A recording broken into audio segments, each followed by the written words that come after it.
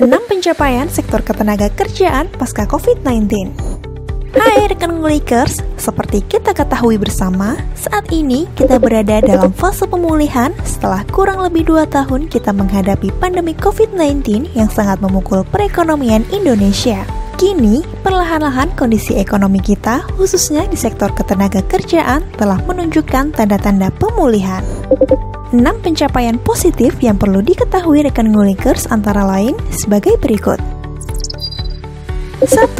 Pertumbuhan ekonomi pada triwulan ke-1 tahun 2022 mencapai 5,01%. Sumber pertumbuhan tertinggi terdapat pada sektor industri yaitu sebesar 1,06%.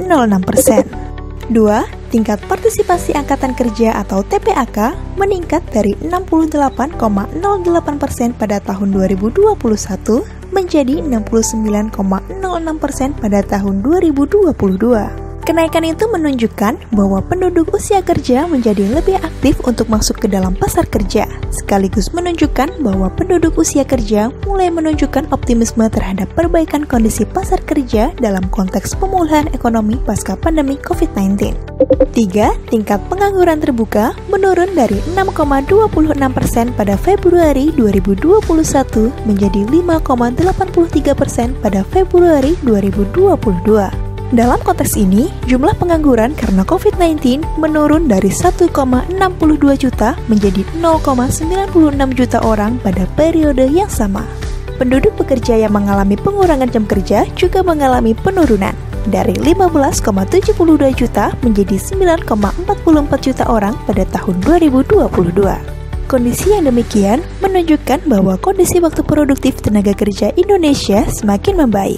4. Jumlah penduduk bekerja bertambah 4,55 juta orang dalam kurun waktu 1 tahun terakhir, dari 131,06 juta orang pada tahun 2021 menjadi 135,61 juta orang pada tahun 2022. Geliat penciptaan lapangan kerja terjadi pada sektor pertanian, pertambangan dan penggalian, industri, listrik gas dan air, konstruksi, transportasi dan pergudangan, serta akomodasi dan makan minum.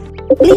Rata-rata upah buruh di Indonesia mengalami peningkatan dari Rp2.860.630 pada tahun 2021 menjadi Rp2.892.537 pada tahun 2022. Meskipun belum meningkat secara signifikan, namun hal ini menunjukkan adanya perbaikan dari sisi pendapatan pekerja di Indonesia. 6. Jumlah kepesertaan aktif BPJS Ketenagakerjaan dapat terus dijaga peningkatannya selama masa pandemi, dari 29,98 juta orang pada tahun 2020 menjadi 32,30 juta orang pada Mei 2022. Seluruh perbaikan tersebut bermuara pada menurunnya tingkat kemiskinan dari 10,14% pada Maret 2021 menjadi 9,54% pada Maret 2022. Secara nominal, jumlah penduduk miskin menurun dari 27,54 juta orang menjadi 26,16 juta orang pada periode yang sama. Meskipun begitu rekan ngulikers, kita juga masih memiliki berbagai tantangan untuk memulihkan perekonomian secara lebih cepat. Adapun tantangan yang kita hadapi ke depan antara lain: 1. Tantangan peningkatan kualitas tenaga kerja Indonesia.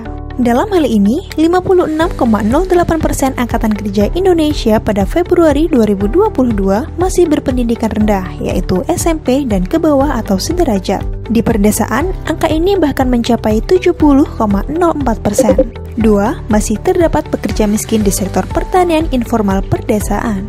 Diindikasikan dari relatif rendahnya tingkat pengangguran perdesaan yaitu 3,72%, namun tingkat kemiskinannya relatif tinggi yaitu 12,29%. Selain itu, di perdesaan sekitar 51,95% pekerja bergerak di lapangan usaha pertanian, 73,23% pekerja bergerak di sektor informal, dan 74,27% pekerja berstatus blue collar.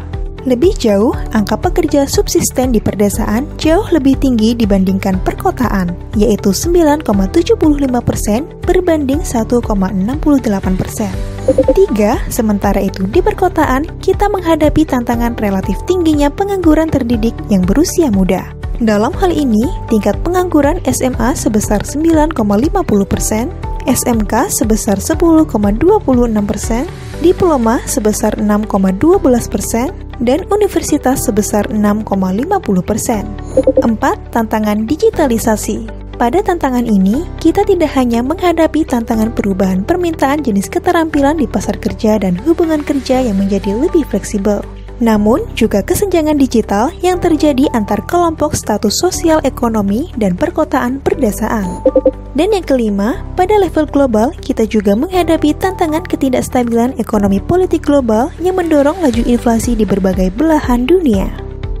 Sebagai contoh, pada Juni 2022, laju inflasi Amerika Serikat mencapai 9,1%, Perancis mencapai 5,8%, Jerman mencapai 7,6%, bahkan Turki mencapai 78,62%.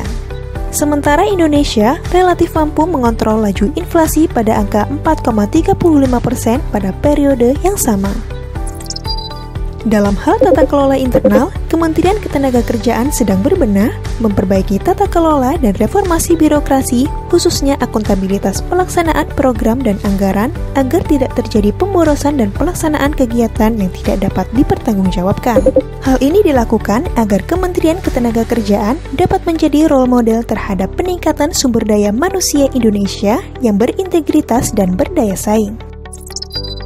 Demikian rekan Ngulikers, semoga dapat menambah wawasan ya. Salam satu data.